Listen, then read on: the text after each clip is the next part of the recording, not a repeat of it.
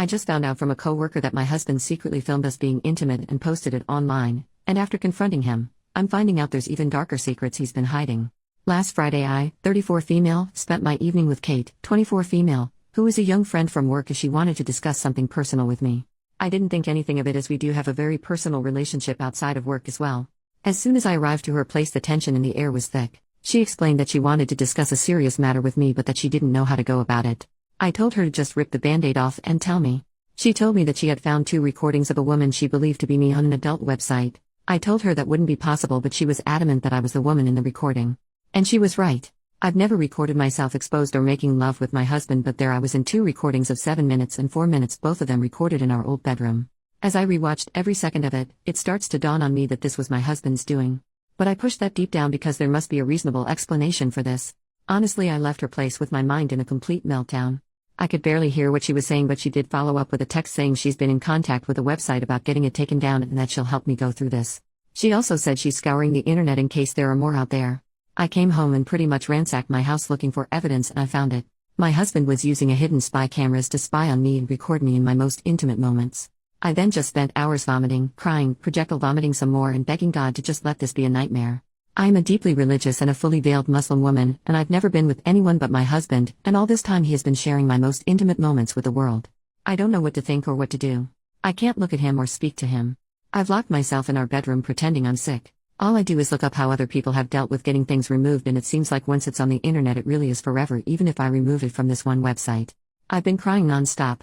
He truly must be something demonic as he is right now talking about ordering in some of my favorites to see if I have an appetite since I haven't been eating well. I am so unbelievably hurt. I don't know how to share this with my family or how to ask for help. I'm crippled with shame, anger and pain. Answering some questions. 1. My husband, soon-to-be ex-husband, and I are the same religion, race, ethnicity and nationality. 2.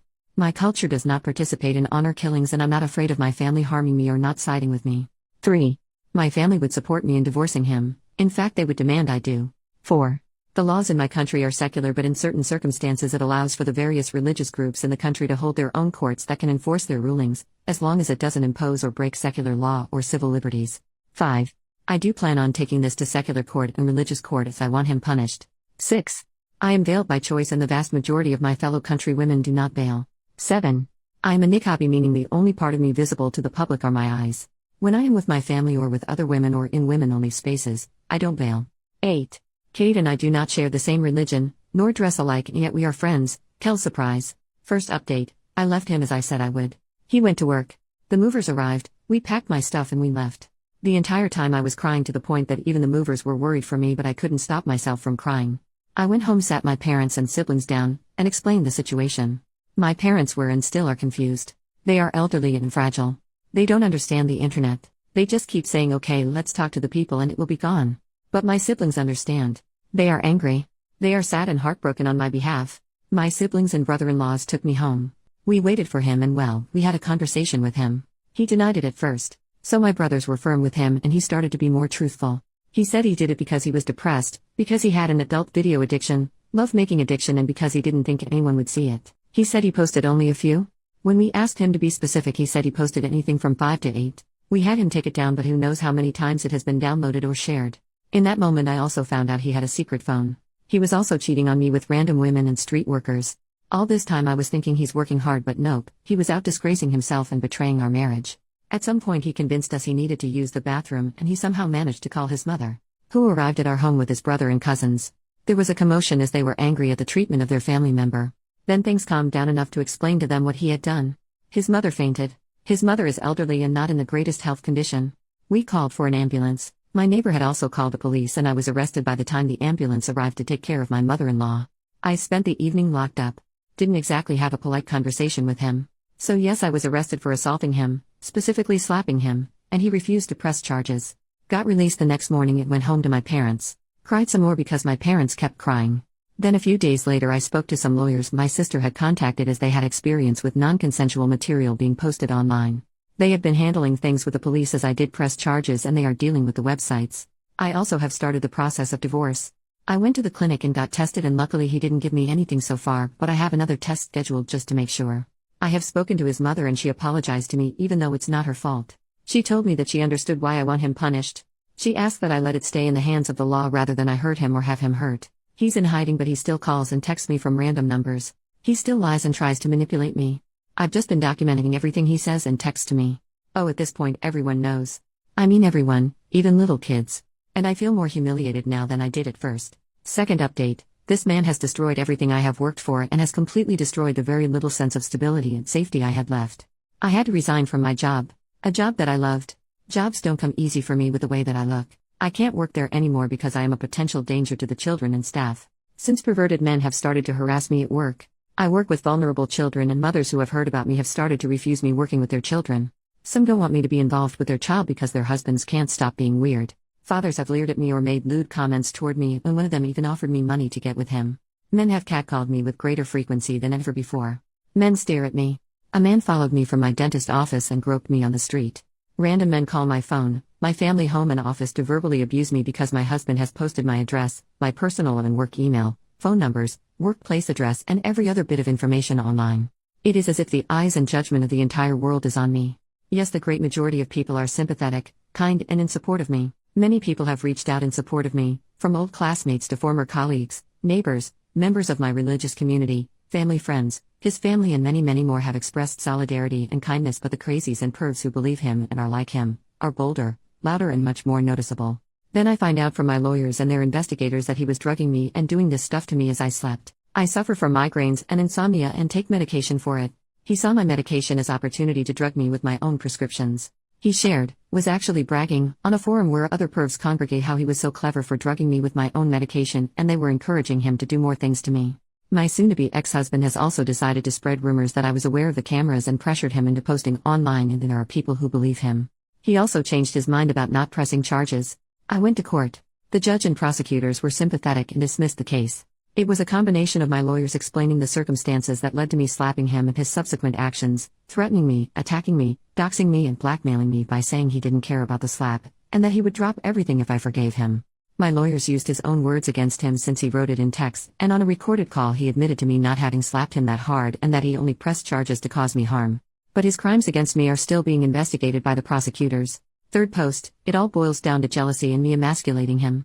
I wish I could say I was feeling better or doing better, but I feel awful, and I am still struggling with everything. It is still his life's mission to be as cruel as he can be and to stand in the way of every step I make. He is still refusing to work with my divorce lawyer. He continues to be difficult every step of the way and has run off his own lawyers. He is now in his third lawyer, and we are again starting from scratch in the divorce negotiations. He has been granted an extension by the courts due to his last lawyer just dropping him a few days before our hearing. As for posting non-consensual material, a trial date was scheduled, and he recently asked for an extension, and he'll probably be granted it as his criminal lawyer dropped him too. So in last month he has been dropped by his divorce lawyer and his criminal lawyer. The man is on a roll. When it rains it sure pours. My father passed a little over a month ago, and my mother is now in hospice care as she is soon to go back to God. I'm sad but not shocked about this, as I've had a long time to prepare for it. My father had been battling cancer for almost 3 years and so was as prepared as a person can be, and my mother's health had been declining significantly for years due to her dementia. Soon-to-be ex-husband decided it was a great idea to corner me at the venue we held the after-funeral meal at. He decided to wait for me to be alone. He approached me as I was cleaning up the venue. I was on my own, and at that time I was kind of exhausted and could not muster up the rage to chase him off as I had done many times before. So I just let him talk. He seemed almost decent as he was giving his million excuses on why things were the way they were.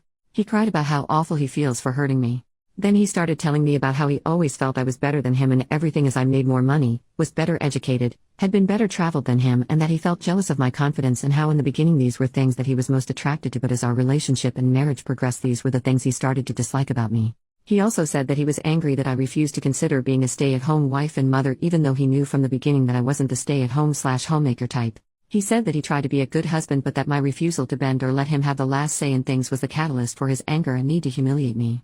He talked about how he had always had addiction issues, but he thought that if he was married he would be cured of his depression, his adult video and love-making addiction, and he felt like if I ever found out I would have never married him and or would divorce him, and then it angered him and pushed him to want to punish me for thinking I was better than him. He was jealous and angry about so many things. But when I said to him, "So you hurt me because you felt jealous and inadequate in comparison," he lost his mind and started to shout and say that he knew I would react that way. I decided to refrain from commenting further and just let him spill his guts uninterrupted. For 3 hours he made excuse after excuse for why he did what he did. But it all comes down to him feeling inferior to me, him being jealous and angry that I dared have a mind and life of my own.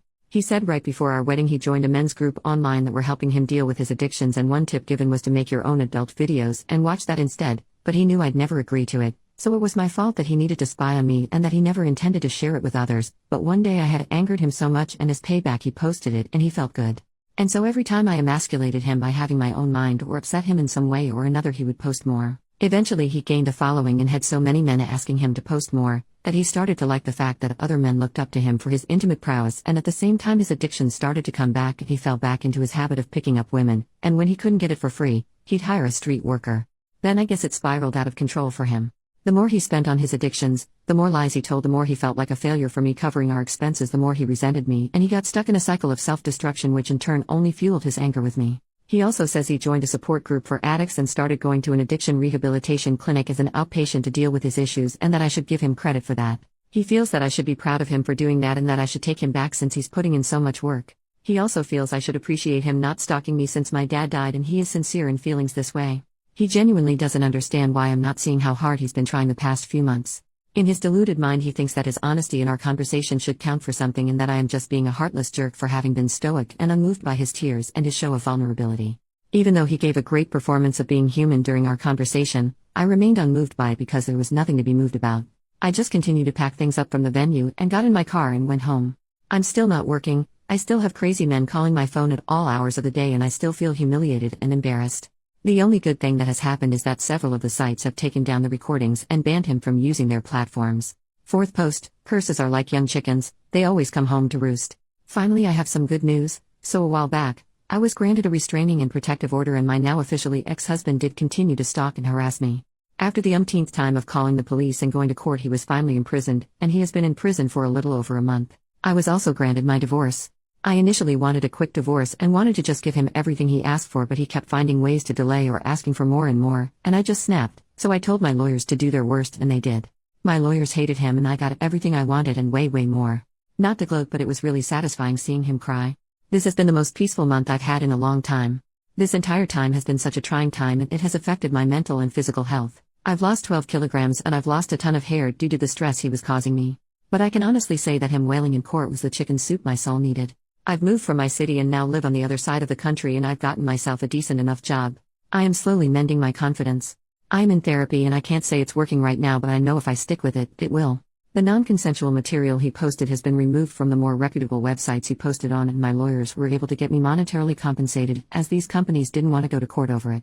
I mean, money doesn't really change things that much and I'm still hurt, but at least it's something.